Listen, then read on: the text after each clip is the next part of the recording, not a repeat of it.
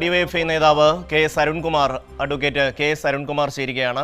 അരുൺകുമാർ, ഇന്ന് കേരളത്തിന്റെ ആരോഗ്യമന്ത്രി പ്രഖ്യാപിച്ചിരിക്കുന്നത് എന്ത് വില കൊടുത്തും ഡിവൈഎഫ്ഐയുടെ പൊതിച്ചോറ് വിതരണം തടസ്സപ്പെടുത്തും എന്നുള്ളതാണ്, അത് തടയും എന്നുള്ളതാണ്. കേരളത്തിന്റെ ആരോഗ്യ മേഖലയുടെ ഏറ്റവും പ്രാഥമികമായ ഉത്തരവാദിത്വമായി കെ മുരളീധരൻ കാണുന്നത് ഡിവൈഎഫ്ഐയുടെ പൊതിച്ചോറ് വിതരണം തടയുക എന്നുള്ളതാണ്. അരുൺകുമാർ, കേരളത്തിന്റെ ആരോഗ്യ മേഖലയില് കഴിഞ്ഞ ഒരു മാസത്തിനുള്ളിൽ പനി ബാധിച്ചു മരിച്ചവരുടെ എണ്ണം 100-ലധികമാണ്.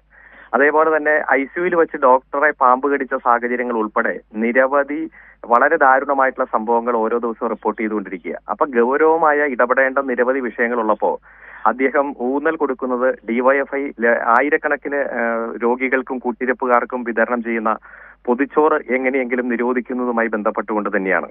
നമുക്കറിയാം, വളരെ നേരത്തെ തന്നെ ഡിവൈഎഫ്ഐയുടെ ഓരോ വില്ലേജ് കമ്മിറ്റികൾ നിശ്ചയിച്ച പ്രകാരം വീട് വീടാന്തരം കയറി ഇറങ്ങി ഇന്ന ദിവസം ഞങ്ങൾ വരും, ഞങ്ങൾക്ക് 1-2 പൊതിച്ചോറ് തരണമെന്ന് പറയുന്നു.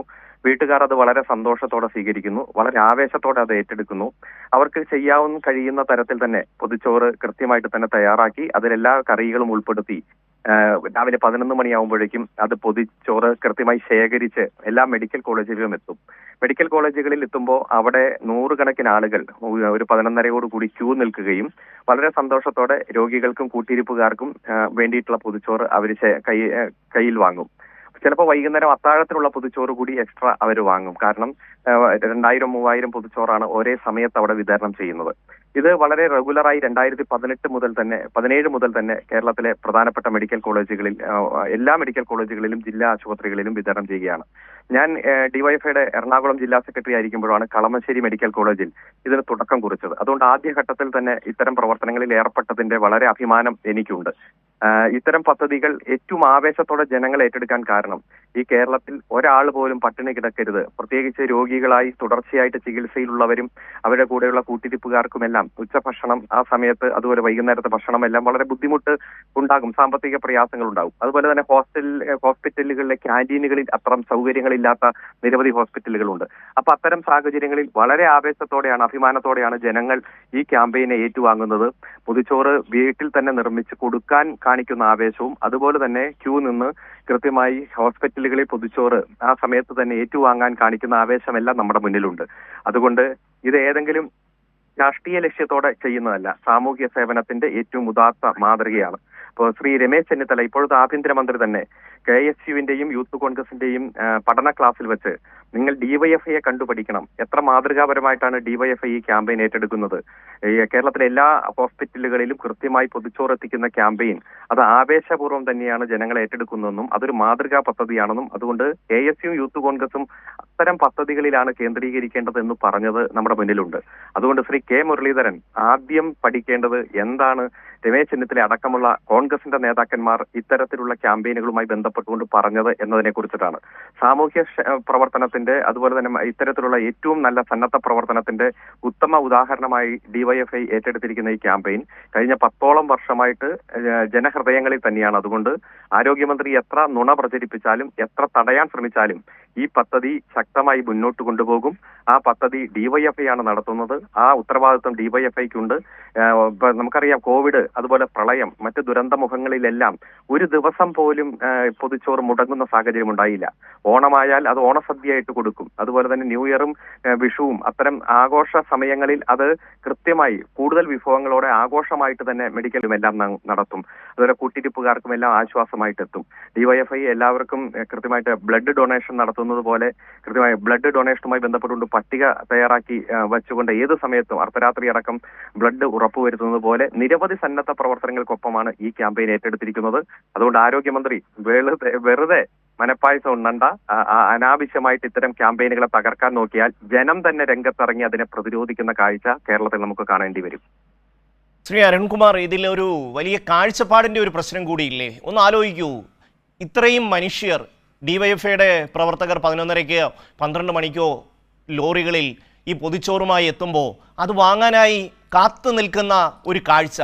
അപ്പോൾ നമ്മളുടെ സമൂഹത്തിന് ഇത് ആവശ്യമാണ്, ഇതൊരു പങ്കുവയ്പ്പാണ്, ഒരു കൂടിച്ചേരലാണ്. അങ്ങനെ അതിനെ കാണാൻ കഴിയാതെ കേവലമായ രാഷ്ട്രീയത്തിൻ്റെ കണ്ണ് മാത്രം ഉപയോഗിച്ച് ഈ പൊതിച്ചോറിനെതിരെ ആദ്യം രംഗത്ത് വരുന്നത് നമുക്കറിയാം.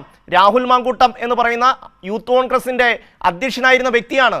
ആ വഴിയിലൂടെയാണ് ഇവരൊക്കെ സഞ്ചരിക്കാൻ ആഗ്രഹിക്കുന്നത് എന്നുകൂടിയുണ്ടല്ലോ അരുൺ. തീർച്ചയായും പൊതിച്ചോറുമായി ബന്ധപ്പെട്ടുകൊണ്ട് ജനങ്ങൾ ഏറ്റവും ആവേശത്തോടെ ഏറ്റെടുക്കുന്ന, അഭിമാനത്തോടെ സന്തോഷത്തോടെ ഏറ്റെടുക്കുന്ന ക്യാമ്പയിനായി പൊതിച്ചോർ ക്യാമ്പയിൻ മാറിയപ്പോഴാണ് രാഹുൽ മാങ്കൂട്ടിൽ പറഞ്ഞത് ഈ പൊതിച്ചോറിന് പിന്നിൽ അനാശാസ്യമാണെന്ന്. നമുക്ക് പിന്നെ കണ്ടു കേരളം, അദ്ദേഹം പറഞ്ഞ ആ വാക്ക് അദ്ദേഹത്തിന് തന്നെ വിനയായിട്ട് വന്നൊക്കെ നമ്മൾ കണ്ടു.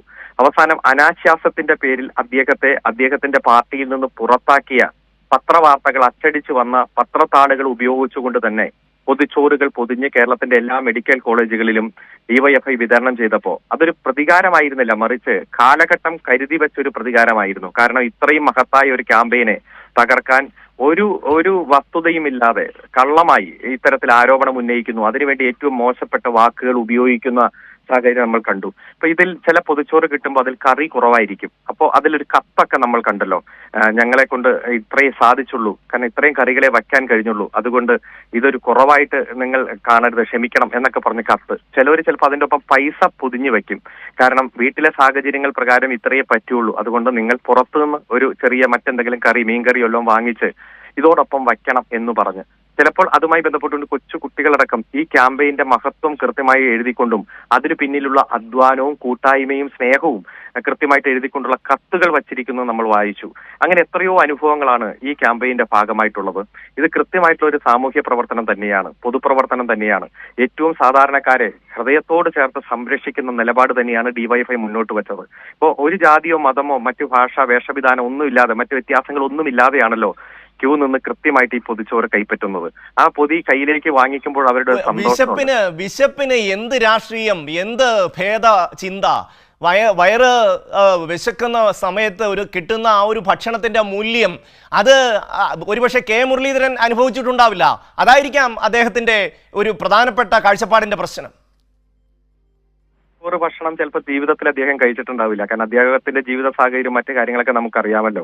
കാരണം ഒരു വീട്ടിൽ തന്നെ വളരെ സന്തോഷത്തോടെ തയ്യാറാക്കുന്ന ഭക്ഷണം, വീട്ടിൽ തയ്യാറാക്കുന്ന കറി, അതുപോലെ തന്നെ ഇല, തൊട്ടടുത്ത വാഴയിൽ നിന്ന് വെട്ടിയെടുത്ത ഇല അത് വാട്ടി അതിൽ പേപ്പറൊക്കെ വെച്ച് കൃത്യമായിട്ട് പൊതിഞ്ഞ് വളരെ എത്ര അഭിമാനത്തോടെ സന്തോഷത്തോടെയാണ് വീട്ടമ്മമാർ, വീട്ടിലെല്ലാവരും കൂട്ടായിട്ടുള്ള ഒരു പ്രവർത്തനമായിട്ടാണ് അത് ഏറ്റെടുക്കുന്നത്. അത് ഏതെങ്കിലും ഇടതുപക്ഷ മനോഭാവമുള്ളവരുടെ വീട്ടിൽ പോയി മാത്രമല്ലല്ലോ ശേഖരിക്കുന്നത്. ഓരോ പഞ്ചായത്തിലെ എല്ലാ വീടുകളിലും കയറും. ചിലപ്പോൾ രാഷ്ട്രീയ വിരോധമുള്ളവരുടെ വീട്ടിൽ നിന്നായിരിക്കും കൂടുതൽ പൊതിച്ചോറുകൾ കിട്ടുക. അപ്പൊ ഒരു തരത്തിലുള്ള രാഷ്ട്രീയത്തിന്റെയോ ജാതിയുടെയോ മതത്തിന്റെയോ ഒരു പരിഗണനയില്ലാതെയാണ് പൊതിച്ചോറ് ശേഖരിക്കുന്നത്. അതേപോലെ പൊതിച്ചോറ് വിതരണം ചെയ്യുമ്പോഴും ഏതെങ്കിലും രാഷ്ട്രീയം നോക്കിയിട്ടാണോ ഇത് വാങ്ങിക്കാൻ രോഗികളും കൂട്ടിരിപ്പുകാരും ഇരിക്കുന്നത്? അവരുടെ ആരോഗ്യ പ്രശ്നം, അവരുടേതായിട്ടുള്ള മറ്റു ബുദ്ധിമുട്ടുകൾ, ഇതിനിടയിൽ നല്ല മികച്ച ഭക്ഷണം, കാരണം ഹോട്ടൽ ഭക്ഷണവും മറ്റു കാര്യങ്ങളൊക്കെ നമുക്കറിയാം പലതരത്തിലുള്ള പ്രതിസന്ധിയൊക്കെ കടന്നു പോകുന്ന സാഹചര്യമുണ്ട്. ഇപ്പോൾ ഗ്യാസ് വിലവർദ്ധനവിന്റെ ഭാഗമായി പല ഹോട്ടലുകളും അടച്ചുപൂട്ടി, പല ക്യാൻറ്റീനുകളും അടച്ചുപൂട്ടി. ആ സമയത്തൊന്നും ഒരു തരത്തിലും പൊതിച്ചോറ് വിതരണത്തെ അത് ബാധിക്കുന്നില്ലല്ലോ.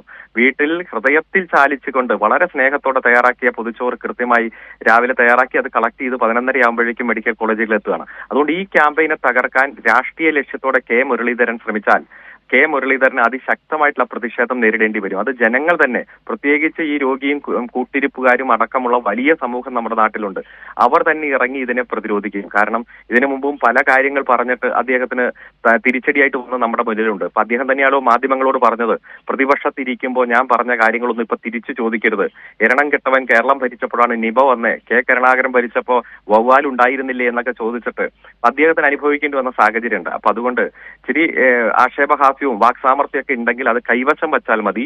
ഇത് ഡിവൈഎഫ്ഐ ആണ്. ഡിവൈഎഫ്ഐ പ്രസ്ഥാനം ഏറ്റവും ഉജ്ജ്വലമായി നടപ്പാക്കുന്ന ഒരു ക്യാമ്പയിനാണ്.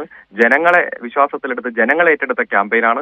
ജനങ്ങൾ തന്നെയാണ് ഇതിന്റെ പൊതിച്ചോറുകൾ തയ്യാറാക്കുന്നത്, അവർ തന്നെയാണ് വിതരണം ചെയ്യുന്നത്, ജനങ്ങൾക്ക് വേണ്ടി നടത്തുന്ന പദ്ധതിയാണ്. അതുകൊണ്ട് ആ പദ്ധതിയെ തകർക്കാൻ കെ മുരളീധരൻ എന്നല്ല, ശരിക്കും പറഞ്ഞാൽ സാക്ഷാൽ കണ്ടോത്ത് കരുണാകരൻ തന്നെ വന്നാലും നടക്കില്ല എന്നതാണ് ഇപ്പോഴത്തെ സാഹചര്യത്തിൽ പറയാനുള്ളത്. നന്ദി അഡ്വക്കേറ്റ് കെ എസ് അരുൺകുമാർ.